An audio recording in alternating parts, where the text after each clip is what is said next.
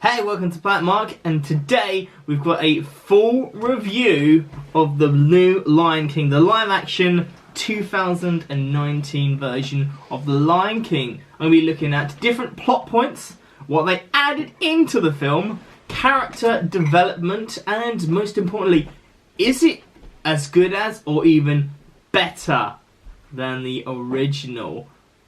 Let's go! So firstly, if you haven't already, check out some of our other really great Disney stuff, like subscribe to Planet Mark and hit that bell notification to be told of the next great upload. I've also done a cover of the Lion King songs, like doing weird, crazy, but also random and horrible dancing to like the cover, the style of Nirvana. Yes, that is as crazy and an actual thing that I did. Go check that out straight after this video of this full review. I want to say no spoilers, but come on, it's been like 20 years. It hasn't changed that much. I'm not going to be like, some of the jokes are different and I'm not going to be spoiling them. But yeah, there's no actual real difference in terms. It still ends the same way as it should end. There's going to be no big twists like that because that would kind of ruin the film if it turned out that Simba died and Mufasa didn't die, and like Scar became, you know, just all weird things like that. Nothing like big like that. It's the same kind of movie, just live action.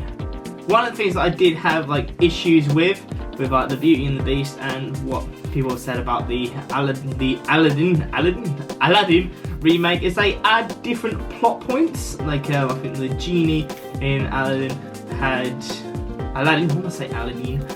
from Aladdin is that he tries to get a girlfriend, things like that, like pointless things that didn't really need to happen. And the Beauty and the Beast, there's just like a little inkling about what happened to her mother, but that's the kind of question that no one really had. So there's none of that. There's no bigger plot points other than with Nala trying to escape Scar and just showing how she escapes from the Pride Lands. That was one thing that didn't really, as far as I remember, didn't happen, and they really escalated that. It just made the stakes bigger.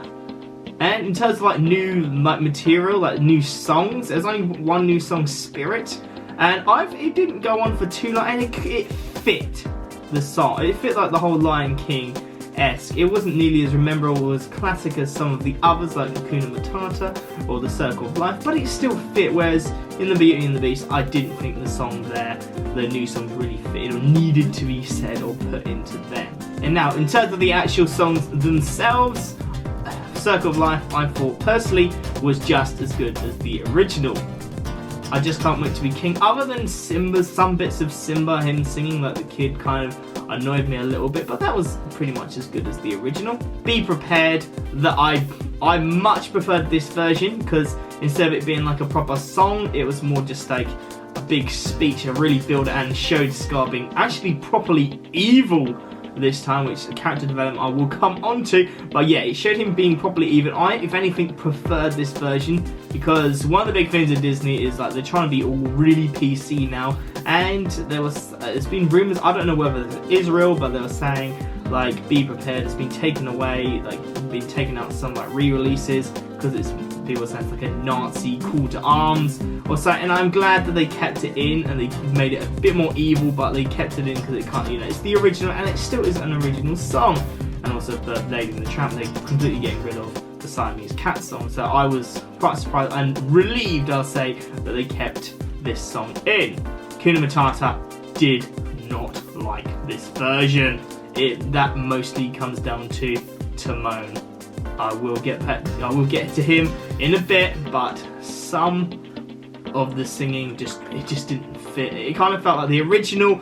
The songs were made for those characters specifically, those actors specifically, and these parts just didn't work at all. In the jungle, the mighty that was better. I really enjoyed that version. It was longer in the remake, and one of the things in the original is like you've got like one line of it, and that was the end. They properly go for pretty much the whole song this time. I really do well. That's one I say, like the vocals and that, the harmonies and that really worked well. Can You Feel the Love Tonight? Love that version as well. It wasn't as animated in the sense like there's a bit where Timon's doing the voice of like a French voice. The sweet toilet. He does that kind of thing, and just more attitude. in the original, whereas this now he's just kind of singing it, and again I didn't really like that. Pumbaa, love Pumbaa, but again, character we'll get onto. Spirit, already mentioned, that was awesome. It's more just like a transitional song. It's not like a proper like a Nala sings it or some, because it's Beyonce that sings Spirit, so, and she plays Nala. She doesn't sing, it's just there in the background. That's probably one of the reasons why it works, because it doesn't really take away from anything. All the songs in musicals are really supposed to have a point and supposed to move the plot along if they're being sung by the characters. This wasn't, it was just a transitional thing, so that's probably why it worked so well. And we end with the Circle of Life, and like again that comes back, you know, the whole circle, and that worked really well. And now we're going to characters. James Earl Jones does just as good a job as he did in the original. He's back, really glad about that. I forget the guy that plays Zazu. He plays Dr. Xenon Bloop in Rick and Morty. Is that guy? I know the comedian. I've seen like quite a lot of his stuff. I just can't remember his name. Obviously, I put the name in the description if you don't know who he is. But replacing Rowan Atkinson is a very big deal. It's a very big, like a big famous name, especially in the UK. I don't know how big he is in US. I'm hoping that he's somewhat big. But this guy, at first, I was like, oh, I don't like him. Rowan Atkinson, Rowan Atkinson was such a good Zazu. This guy's a bit unsure, but he grew on me, and in the end I was like, no, he plays a very good Zazu, so I'm happy that he got the role. Like, there's maybe other British comedians that I could have done, like Ricky Gervais, but this guy did a really good job of it, and I liked it, so yeah, he definitely passes a good Zazu. Kid Simba, I didn't really like. His voice kind of grated on me. He just wasn't as good as the original, so not big for me. Baby Nala was just as good. Adult Simba, I really liked him, and Beyonce as adult Nala was fantastic. She was such a good choice. I'm so glad that they picked her.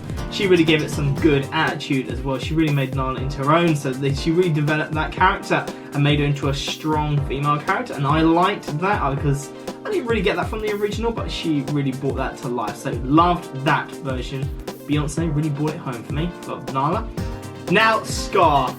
In the original, they kind of made him, to me, just looking like and analysing his character, he was a little bit like one-dimensional. We didn't really get too much of his background other than he's like the angry brother that wants to get the throne, and that was about it, just to rule the Pride Lands just for the hell of it. But this, because we've got like we've got more like extra time, we can really develop his character, and he is evil, he is scorned. And we get lots of little lines of him saying, oh, like, this is where your dad used to come to learn his rule, and that he wants Sarabi to be his queen, and he just feels rejected, and he just really portrays that evil personality well. And like I said before, in Be Prepared, he comes out. That is his song. He made that made his song, and it was really, really good. And like, they've developed this character, and if anything, this Scar he should be the original because he is so good. This 2019 new, I don't know the actor's name, cast this in the description. And now it comes to possibly the most controversial pair of all, Timon and Pumbaa. Pumbaa, I love Pumbaa. Seth Rogen as Pumbaa was such a good choice. He's probably one of the other than James Earl Jones, Xenon Bloop, that don't know his name at the moment, Beyonce, like, it was nice to have another name that I definitely knew was some of the other like Disney remakes of like I knew Will Smith in Aladdin. But then other than him, I didn't really know anybody else. But yeah, so Seth Rogen really liked him. He especially gets like a new like teenage audience, and he does a really good job at being Pumbaa. And both Timon and Pumbaa do a good job in the sense, like, before in the original they were just like there for comic relief and also like to break the fourth wall, but they break the fourth wall so many times, and like some of their jokes really hit, like a really, really funny, good jokes. They're good new jokes. I think it's when they try and rehash the old jokes, it doesn't really work when they're just trying to say the old jokes, because like they're just comedians telling other people's jokes, which just don't work. You know, we've heard the jokes before, but being told by like in better characters, better people playing those characters. Not saying they're not good, it's just the jokes didn't really work when you hear them like so many times. They do change out a few of the jokes, and that's where it hits. Like one of the funny. In fact, now I'm giving a lot of stick to Timon because I really didn't like. I didn't like his vocals in like Hakuna Matata. That kind of ruined it a little bit for me. Some of his harmonies were really good, like in the jungle and like Wim Away. That was better, but Hakuna Matata, it just didn't work. Some of his joke telling didn't work for me.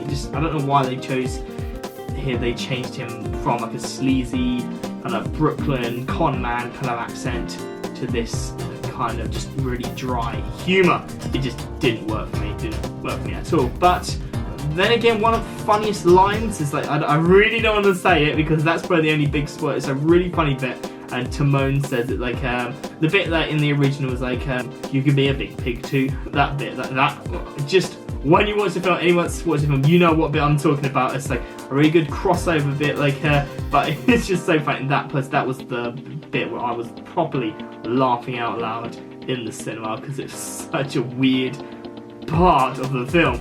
And it was a good, like, again, fourth wall break. There's loads more fourth wall breaks. There's loads more of that, and they kind of comment on the whole, like, singing Hakuna Matata, and then there's been that montage of Simba walking through it and, like, him just growing up. They comment on that, and some of the jokes, some of the new jokes, the fourth wall jokes, are some of the best in the entire of the film, which was good. And apart from Zazu, like, they're the only really funny characters in it. Now onto the cinematography. Yeah, the Lion King, the original, was known for some really good, like, views and cinematography, and yeah, they do a really good job on this. And the animals, the CGI animals, they just are awesome. Like, you can at parts believe that they are proper lions doing this in the wild, and it works really well. I mean, when we watched Beauty and the Beast, there's a few bits when Beast didn't look like a beast, he just looked like a computerized version of a beast, but there was none of that in this, as far as I can remember anyway. Another thing which I sound like, which kind of links to plot points, is instead of having like extra plot points, they just have like really physical, like a cinematography, like the bit where Pumbaa and Timon are trying to hunt for some eagles, and just bits like that. It's just animals being animals, which in the I suppose, like, instead of like trying to add different stupid layers of pointless plot lines that we really don't need, they've just done more like really cutesy animal stuff, which just says at the end of the day they are animals. And you know, apart from all of this going on, it's kind of just to break the story, the drama up. So finally we come to, is it better than the original? Like, you can always think, okay, they've got the nostalgia factor, but at the end of the day, like, the original is such a classic, but this works on the level so well because it gets like new people. It's not the exact same, well, it is the exact same story, but so people that haven't seen the original Lion King, those handful of people or children that haven't seen the original Lion King, they can enjoy this film so much. But it kind of works again if you have, there's a few little bits, like this is, you know how like a remake should be, like you can enjoy the film as a standalone, but if you haven't seen the original, but if you have seen the original, it works on so many other levels and so many other things which you don't get if it's your first time watching it. So I would definitely say, like, just how good it is. The fact that it didn't mess with the formula, it was not broke, don't fix it. There's a few things like, how in the original, like, people were saying, oh well, like plot points, like plot holes, like why does Scar tell Simba to run away, and then he gets the hyenas to run after him and kill him. We still don't get why he does that, but then again, like I said, he doesn't need to address all of like the big plot points. There wasn't anything which I was like, oh well, that doesn't make any sense at all. It's kind of like, you know, you just go with it and it works well. And there's no other stupid things which didn't need to be put in, like other plot points or character developments which didn't need, or like more loads of just PC stuff that didn't need to happen, other than a few character choices which I wasn't really happy with, or a few lines that I wasn't happy with. I would say that this was as good as the original. That might be controversial. I'm not going to say it's like better, but I'm saying, like, considering it's such a classic film, I'd say that it was as good as people now and people that have watched the original can both enjoy this film just as much. But that's just my opinion. What's your opinion? Do you have a different opinion? If you do, let me know in the comment section below. But before you do that, make sure you subscribe to Planet Mark, hit that bell notification and to be told of the next great upload. Like and share this video and donate to our Patreon so we can do loads more great videos like this. Follow us on Twitter at PlanetMarkVlog or Facebook.com/PlanetMarkVlog, or at Disney Instagram at Disney.Dreamer_UK. Now, if you haven't already, go check out my Nirvana-style cover, so the grunge rock cover of the Lion King music. Do that now! Bye bye bye bye bye bye bye bye!